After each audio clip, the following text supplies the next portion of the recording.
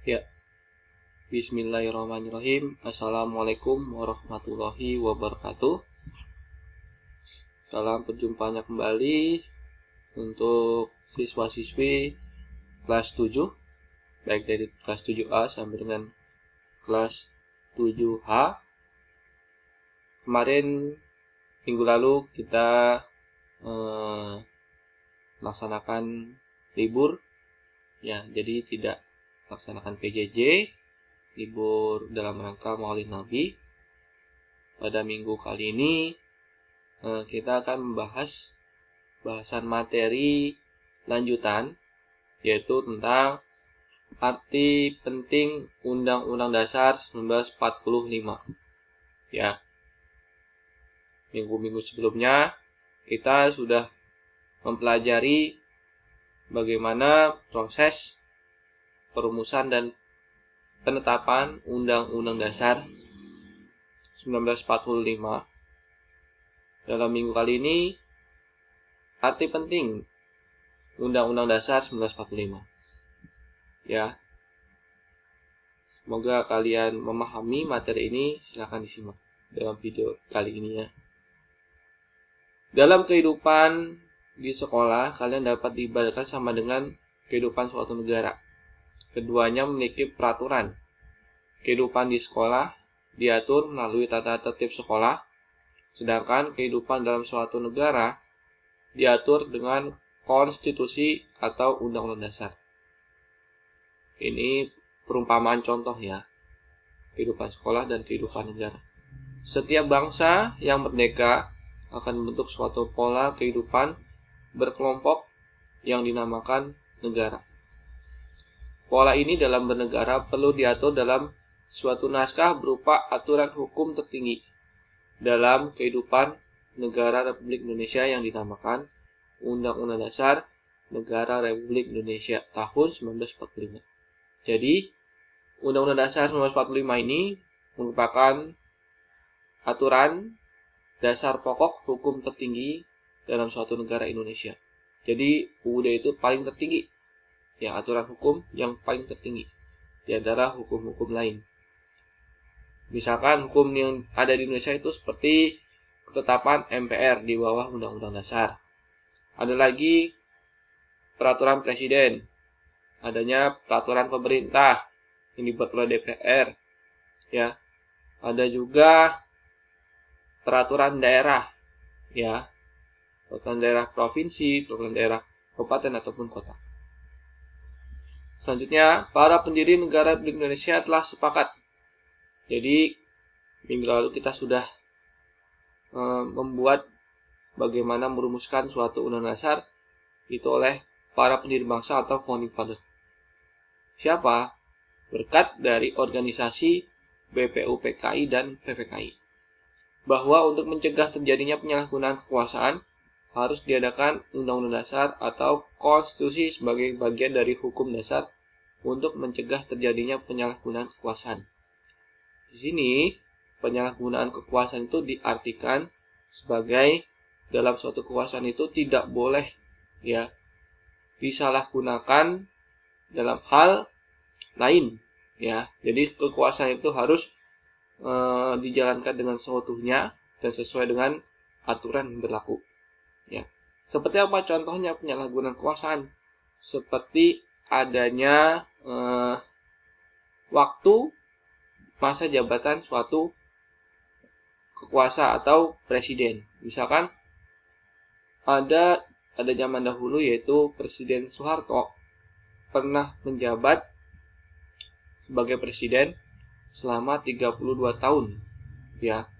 Di Indonesia ini presiden berhak, ya, masa jabatannya itu hanya 2 kali periode atau 10 tahun saja. Di sini ada kalimat atau ada kata dalam Undang-Undang Dasar 1945 yang dirubah bahwa presiden berhak dan wajib, ya, masa jabatannya itu 5 tahun dan dapat dipilih kembali seterusnya. Itu dihapus atau dihilangkan menjadi masa jabatan presiden 5 tahun dan dapat dipilih dalam satu periode kembali. Jadi hanya 10 tahun saja.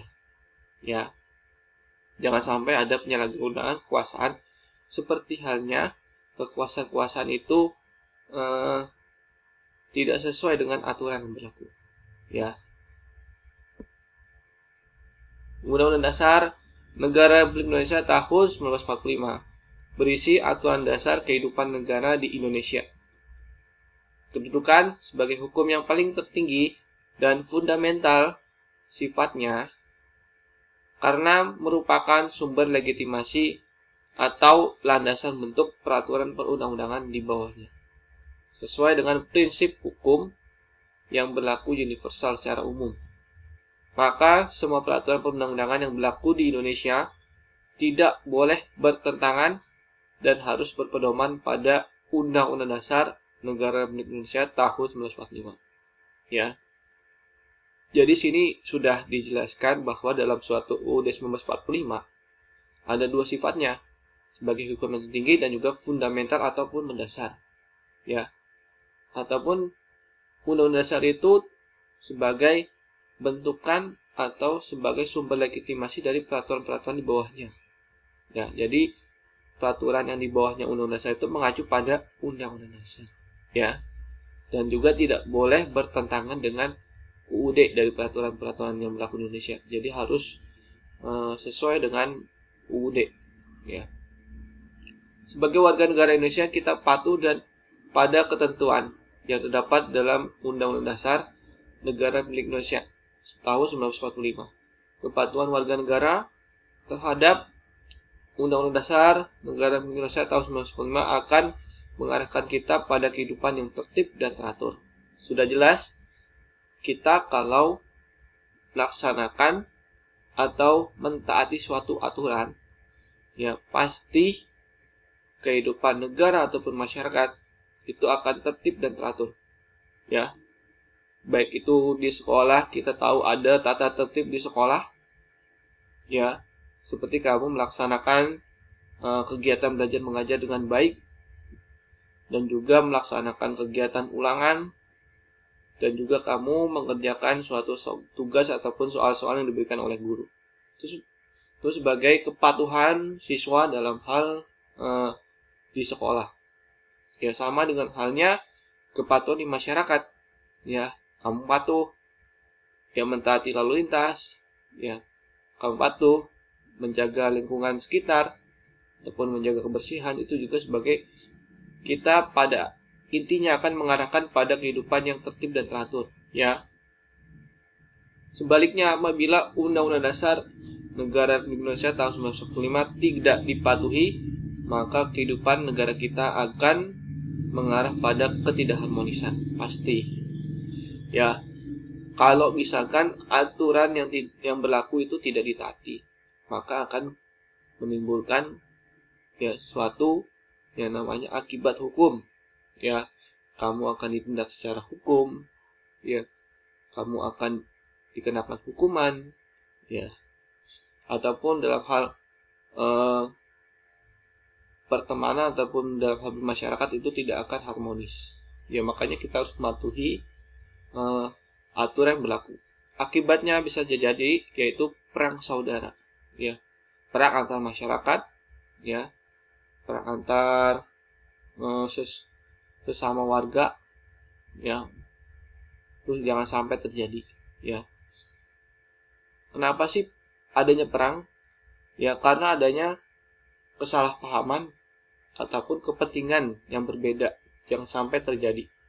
Perang itu merupakan suatu tindakan yang merugikan kedua belah pihak. Tidak akan yang namanya ada keuntungan satu sama lain. Ya. Siapa yang dirugikan? Semua warga negara Indonesia pasti. Ya.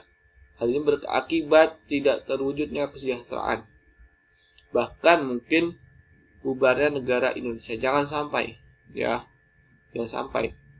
Negara Indonesia itu negara yang sangat luas, ya, kaya kekayaan alamnya, ya, dan juga kita harus jaga, ya, negara kita sendiri. Marilah kita berkomitmen untuk melaksanakan Undang-Undang Dasar Negara Republik Indonesia tahun 1945. Ya. Menurut tokoh Sri Sumantri M tahun 1998-95 mengungkapkan bahwa Undang-Undang Dasar sebagai konstitusi tertulis merupakan sebuah dokumen formal yang berisi hasil perjuangan politik bangsa di waktu yang lampau. Ya, adanya pertemuan ataupun pembahasan oleh BPUPKI ya, dengan merumuskan Undang-Undang Dasar 1945 dan juga ditetapkan oleh PPKI ya. Tingkat-tingkat tertinggi perkembangan ketatanegaraan ya. Jadi dalam halnya organisasi negara, adanya lembaga-lembaga negara, DPR, MPR, Presiden ya, dan juga lembaga-lembaga hukum seperti Mahkamah Agung ya, Komisi Yudisial ataupun Mahkamah Konstitusi ya. Pandangan tokoh bangsa yang hendak diwujudkan baik untuk waktu sekarang maupun untuk waktu yang akan datang. Jadi undang-undang ini dilaksanakan untuk sekarang ini dan juga untuk yang akan datang. Jadi undang-undang itu bersifat fleksibel ya. Maksudnya fleksibel itu sesuai dengan perkembangan zaman ya. Sesuatu keinginan dengan mana perkembangan kehidupan ketatanegaraan bangsa hendak dipimpin ya.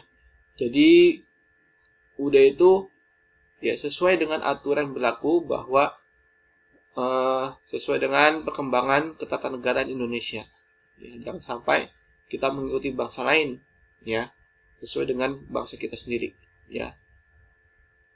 UUD 1945 merupakan hukum dasar tertulis dan sumber hukum yang tertinggi dalam negara Indonesia yang memuat tentang ada 4 ya. Pertama, hak asasi manusia, HAM ya, atau disingkatnya dengan HAM ya, punya hak asasi manusia sejak lahir ya, karena hak asasi manusia itu harus dijunjung tinggi ya. Misalkan HAM itu apa sih? Misalkan kamu tidak boleh mencela-cela orang, ataupun kamu tidak boleh mengambil hak dari manusia tersebut ataupun orang tersebut. Jadi hak asasi manusia itu setiap orang tuh ada, dijunjung tinggi, saling menghargai, saling bertoleransi, itu HAM ya. Jangan sampai kita membeda-bedakan orang ya. Hak dan kewajiban warga negara ya. Haknya warga negara, kewajibannya warga negara itu apa ya? Hak ya sesuatu yang didapatkan, sementara kewajiban itu sesuatu yang harus dilaksanakan atau dikerjakan. Misalkan hak warga negara itu diberikan suatu pendidikan yang layak oleh bangsa dan negara ya. Hak warga negara itu seperti hanya hak untuk tempat tinggal yang layak ya, hidup di negara Indonesia itu dengan sejahtera ya. Kewajibannya ya sebagai warga negara mentaati aturan hukum ya, membayar pajak dan lain sebagainya ya. Pelaksanaan dan menegakkan kedaulatan negara serta pembagian kekuasaan negara pasti ya. Jadi setiap lembaga negara ataupun kekuasaan negara itu punya tugas wewenangnya masing-masing, tidak boleh mencampuri urusan lembaga negara lain ya. Wilayah negara, pembagian daerah, kewarganegaraan, kependudukan, dan keuangan daerah. Ini merupakan ya hukum dasar atau UUD memuat tentang berbagai macam hal dalam suatu kenegaraan Indonesia. Itu saja yang dapat saya sampaikan. Kurang lebihnya mohon maaf. Terima kasih. Wassalamualaikum warahmatullahi wabarakatuh. Ya, untuk minggu depan kita akan melaksanakan Zoom meeting. Terima kasih ya.